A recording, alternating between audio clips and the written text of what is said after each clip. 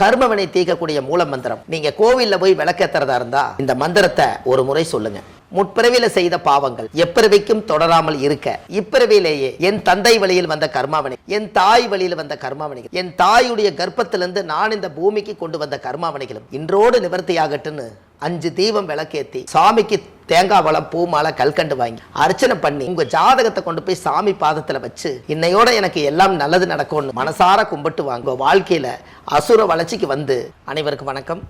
பாரம்பரிய திருவள்ளுவர் குல வம்சம் பிரசன்ன ஜோதிடர் சுபமாரிமுத்து திருப்பூர்லேருந்து இந்த பதிவு உங்களுக்காக. கேட்ட நட்சத்திரங்க இல்லைங்களாம்மா. 17வது நட்சத்திரம் வந்து அனுசத்தை பார்த்தோம். இது 18வது நட்சத்திரம் கேட்டை.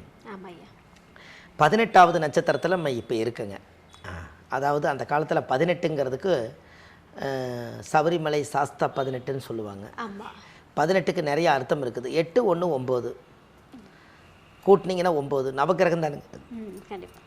அப்போது இந்த கேட்ட நட்சத்திரம் கோட்டையாளுன்னு அந்த காலத்தில் சொல்லுவாங்க. எனக்குமா கேட்ட நட்சத்திரம் கோட்டை பிடிக்கும். கேட்ட நட்சத்திரம் வந்து கோட்டை பிடிச்சிருங்களா. அந்த காலத்தில் போர் தொடங்கினாங்கன்னா ஒருத்தர் இருக்கக்கூடாதுங்க அரண்மனையில். ராஜாவுடைய அரண்மனையில் போர் தொடங்கினாங்கன்னா எல்லாருமே இப்போ வேட்டைக்கு கோட்டையை இதுக்கு போகணும், போருக்கு போகணும். அப்போது இந்த போருக்கு போகும்போது யாரோ ஒருத்தரவாது காவலாளியாக நிறுத்தி வச்சுட்டு போனால் நம்ம மற்றவங்கெல்லாம் போய் நம்ம பதவியை மீட்டெடுத்து நம்ம கொடியை நெட்டிட்டு வந்துடலான்னு சொல்லி கேட்ட நட்சத்திரத்தில் ஒருத்தர் பிறந்தவரை நீ இந்த அரண்மனையை பார்த்துக்கா, நான் அங்கே போய் போர் தொடுத்துட்டு வரேன்னு போயிருக்காங்க. அப்போ இந்த கேட்ட நட்சத்திரம் வந்து என்ன அப்படின்னு கேட்டிங்கன்னா, அன்றைக்கி ஒரு நாள் அவர் விட்டுட்டு போனதுனால ராஜா இருக்கிற இடத்துல எல்லாம் சேரில் உட்காந்துருக்காரு. அவர் ராஜாவுடைய அறையிலெல்லாம் போய் பார்த்துருக்காரு. அன்றைக்கி ஒரு நாள் யாருமே கேள்வி கேட்பார் இல்லாதனால அந்த கேட்ட நட்சத்திரம் கோட்டையவே விட்டுட்டு போயிட்டாங்களா இவர்கிட்ட. அதனால் கோட்டையை ஆண்டுச்சான். அதனால் கேட்டை கோட்டையாளுன்னு சொன்னாங்க. என்னங்க கேட்ட நட்சத்திரம் கோட்டையாள். கேட்ட நட்சத்திரக்காரர்கிட்ட ஒரு குணம் இருக்குது பாருங்களேன். முதல்ல காம்பவுண்டு செவரை போட்டுட்டு வீடு கட்டினாங்கன்னா பெரிய ஆள் ஆயிடுவாங்க. அதான் கோட்டைக்கு வந்து முதல்ல காவல் வந்து உங்களுக்கு காம்பவுண்டு செவர் தானே. கோட்டையை தாண்டி வரக்கூடாதுங்கிறதுக்காக முதல்ல காம்பவுண்டு செவர் போடணும் இல்லைங்களா. அதனால் கேட்ட நட்சத்திரம் என்றைக்குமே ஒரு பிளான் பண்ணித்தான் இவங்க இருப்பாங்க.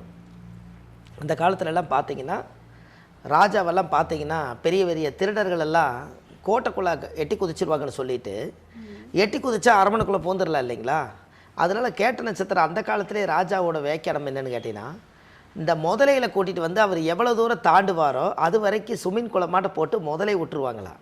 இவர் தாண்டினாருன்னா முதலைக்கு இறையாயிருவாருன்ட்டு காம்பவுண்டு செவரை போட்டு காம்பவுண்டு செவருக்கு உள்ளுக்குள்ளே சுமின் குளமாட்ட நிறைய உள்ள அரண்மனை சுற்றி முதலைகளை வளர்த்துறக்கெல்லாம் போட்டுட்டு அதிலிருந்து ஒரு அடப்பெடுத்து அதுக்கப்புறம் தான் அரண்மனையே உள்ளே இருக்குங்களா.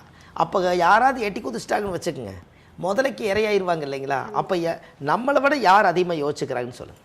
கேட்டை நட்சத்திரத்தில் என்னங்க கேட்டை நட்சத்திரத்தில் உள்ளவங்க அப்படி ஒரு கோட்டையை கட்டும்போது அந்த மாதிரி ஒரு விஷயத்தை யோசிக்கிறாங்கன்னா அப்போ எவ்வளோ திங்க் பண்ணுவாங்கன்னு சொல்லுங்கள். அப்போ கேட்ட நட்சத்திரத்தில் யாராவது ஒருத்தர் பிறந்தால் புதன் திசையில் தான் பிறப்பாங்க. அப்போ புதன் யாருன்னு கேட்டிங்கன்னா புத்தி, அறிவு, கல்வி, ஞானம், வித்தை எல்லாமே புதன் தான். அப்போ இந்த ஜாதகத்தில் வந்து இந்த கேட்டை கோட்டையாளுங்கிறது அதனுடைய கான்செப்ட்.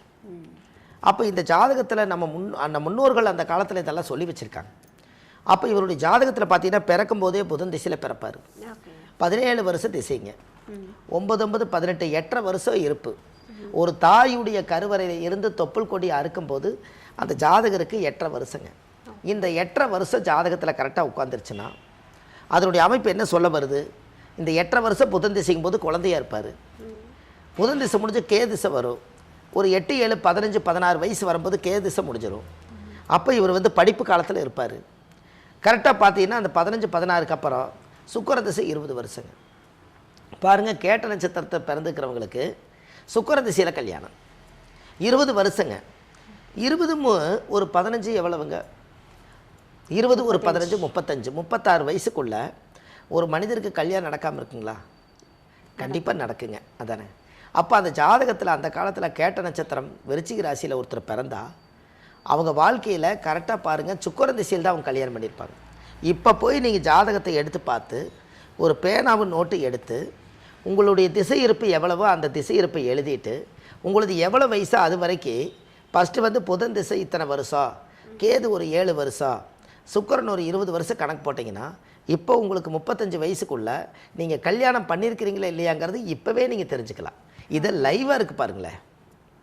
என்னங்கம்மா, அதுக்குள்ளே பெற்றவங்க வந்து ஸ்டெப் எடுக்காமல் இருந்திருப்பாங்களா, தாய் மாமன் தூண்டி விடாமல் இருந்திருப்பாரா, இல்லை பிள்ளைகள் வந்து கல்யாணம் பண்ணுறதுக்கு பொண்ணு வீட்டுக்கார் மாப்பிள்ளை வீட்டுக்கார் வீட்டுக்கு வராமல் இருப்பாங்களா, மாப்பிள்ளை வீட்டுக்கார் பொண்ணு வீட்டுக்கார் வராமல் இருப்பாங்களா?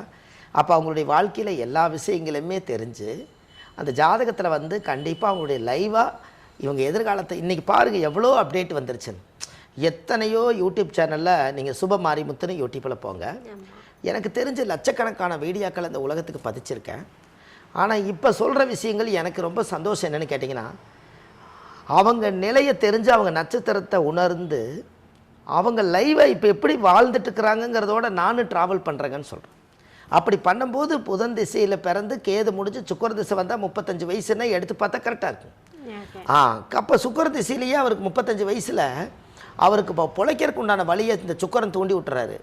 அடுத்தது 35க்கு மேலே சூரிய திசை ஒரு 6 வருஷம், 35 ஒரு 6 41 வயசு, சந்திர திசை ஒரு 10 வருஷம் 51 வயசு, செவ்வாய் திசை ஒரு 7 வருஷம் 58 வயசு. அப்போது கரெக்டாக செவ்வாய் திசை முடிஞ்சு ராகு திசை 18 வருஷங்க. அப்போ கரெக்டாக பாருங்கள் 58 இதில் ஒரு 18 வந்துடுது, கிட்டத்தட்ட ஒரு 76. அப்போது 58, அப்போது 58 68, அப்போ 76. நீங்கள் சொன்னது கரெக்டு தான். 70-75 வயசுக்கு மேலே இவருக்கு ஜாதகத்தில் ராகு திசையில் தான் அவர் ரிட்டையர்ட் ஆகிறாரு. அப்போ பாருங்கள் புதன் திசையில் அவர் பிறந்து ராகு திசை தொடரக்குள்ளே அவருக்கு 76 வயசு ஆகுது. அதுக்குள்ளே இவர் வாழ வேண்டிய வாழ்க்கை எதுக்குள்ளே இருக்குதுன்னு கேட்டிங்கன்னா, சுக்கரன் திசை இளமையிலேயே முடிஞ்சிருது. சூரியன் சந்திர செவ்வாய்க்குள்ளே இவர் சந்தோஷமாக வாழ்ந்துடணும். இவருக்கு இடம் வீடு வாசல் சொத்து சொகை எல்லாம் தேடிக்குவார். எவ்வளவு பணம் சம்பாதிச்சாலும் உங்களுக்குள்ளே நீங்கள் தன்னிறைவாக வாழ்ந்தது எவ்வளவுங்கிறது மட்டும் நீங்கள் கண்டிப்பாக கணக்கு போட்டு வைக்கணும். உங்களுக்கு ஒன்று தெரியுமா, அதாவது ஒரு வருஷமாக நம்ம எல்லாத்துக்கூட ட்ராவல் பண்ணுறோம், ஒரு தொழில் பண்ணுறோம். உங்களுடைய வருஷம் பூரா மிச்சம் எவ்வளவு இருக்குதுங்கிறது நீங்கள் எப்படி இது வரைக்கும் நம்ம நல்லா வளர்ந்து நம்ம தொழில் செஞ்சு நிறையா மக்களை சம்பாரித்து நம்ம லாபம் அதிகமாக சம்பாரிச்சுக்கிறோமாங்கிறத நீங்கள் எதை வச்சு கண்டுபிடிப்பீங்க? இன்றைக்குள்ள காலத்தில் உங்கள் ஃபோனில் எத்தனை நண்பர்களோட நான் வந்து இது வரைக்கும் இந்த வருஷம் தொடர்பு வச்சுக்கிறேன், எத்தனை நண்பர்கள் எனக்கு சப்போர்ட் பண்ணிக்கிறாங்கிறத விட உங்கள் ஃபோனில் எத்தனை பேர்த்த மனசில் நினச்சி சேவ் பண்ணி வச்ச நம்பர் எவ்வளவுன்னு பார்க்குறீங்க பாருங்க. அதுதான் நம்மளுடைய லாபம். எப்படி என்னங்கம்மா, அதனுடைய லாபம் அதானுங்கண்ண. அந்த நண்பர்களை விட நம்பர் எவ்வளவு இருக்குன்னு செக் பண்ணுங்கண்ண. ஓகே, போன வருஷம் எழுதி வைக்கணும். நம்ம ஃபோனில் 600 பேர் இருக்கிறாங்க போன வருஷம்னா, இந்த வருஷம் ஒரு 1000 பேர் எச்சா இருந்தால் 1600 பேர் நம்மளுக்கு இருக்கிறாங்கன்னா இந்த வருஷம் என்னுடைய கிளைண்ட் 1000 பேர். ஓகே, அது கரெக்டு தானே உங்களுக்கு? அப்போது இது எல்லாம் தான் அந்த காலத்தில் இந்த கால்குலேஷன் கணக்கு பிள்ளை இல்லாத காலத்தில், கால்குலேட்டர் இல்லாத காலத்தில், அந்த காலத்தில் ஒரு அரண்மனையில் கணக்கு பிள்ளை இருப்பார். அந்த கணக்கு பிள்ளை அவர் சொல்லுவாருங்கன்னு, உங்களுக்கு இந்த வருஷம் மானியம் இவ்வளோ வந்திருக்குது, நெல் மூட்டை இவ்வளோ மிச்சமாயிருக்குது, கோதுமை மூட்டை இவ்வளோ மிச்சமாயிருக்குது, இப்படியெல்லாம் அவங்க சொல்லுவாங்க.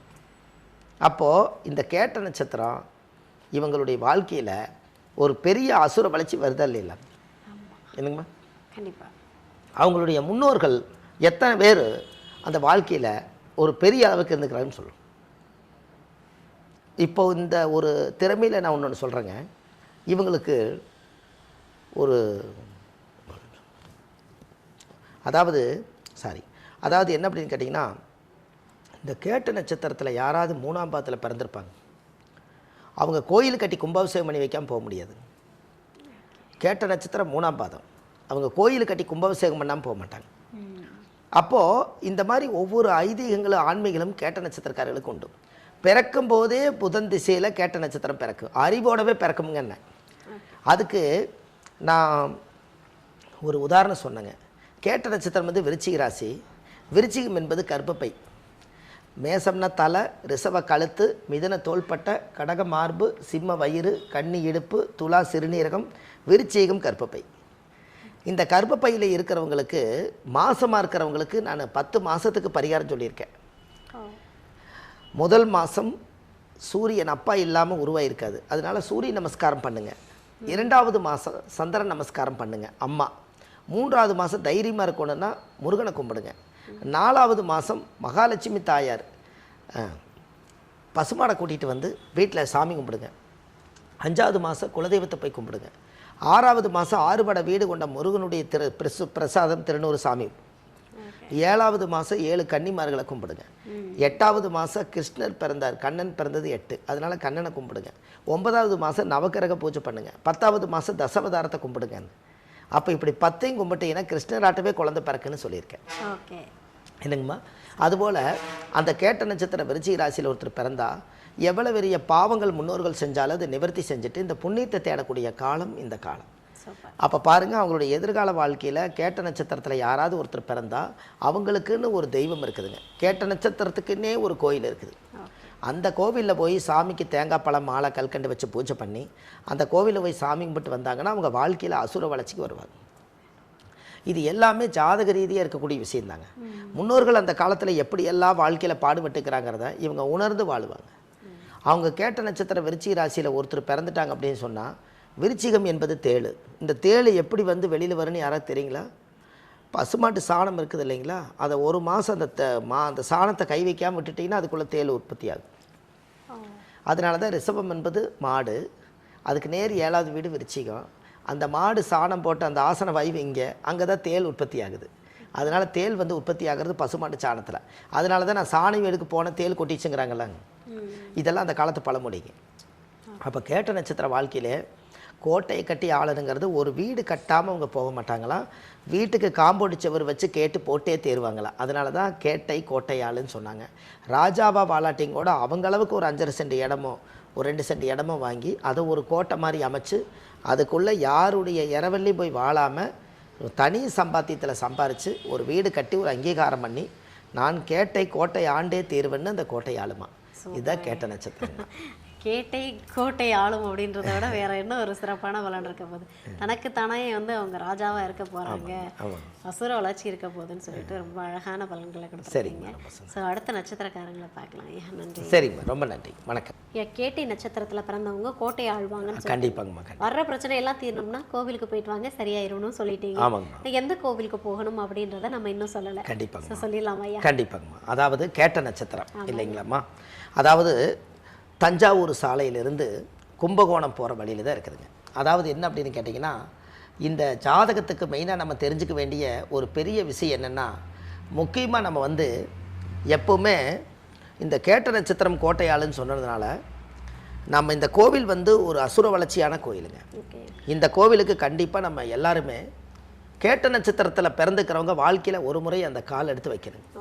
அந்த புண்ணிய வாசலில் போய் அந்த கடவுளை பகவானை பார்க்குறக்கு ஒரு அதிசயமான கோயில் என்னென்னு கேட்டிங்கன்னா, தஞ்சாவூர்லேருந்து கும்பகோணம் போகிற சாலையில் வரதராஜ பெருமாளுங்க. இந்த வரதராஜ பெருமாளுங்கிறது அந்த கோவில் அங்கே இருக்குதுங்க. அந்த கோவிலில் போய் ஒரு 5 விளக்கு தீபம், சுவாமிக்கு தேங்காய் பழம் பூமாலை கல்கண்டு வாங்கி அர்ச்சனை பண்ணி அந்த கோவிலில் போய் சாமி கும்பிட்டு வந்தாச்சுன்னா உங்கள் வாழ்க்கையில் ஒரு மிகப்பெரிய புத்துணர்ச்சியான மாற்றம் ஏற்படுங்க. அதுக்கப்புறம் பாருங்கள், அசுர வளர்ச்சிக்கு நீங்கள் வந்துடுவீங்க. நல்லதே நடக்குங்கம்மா.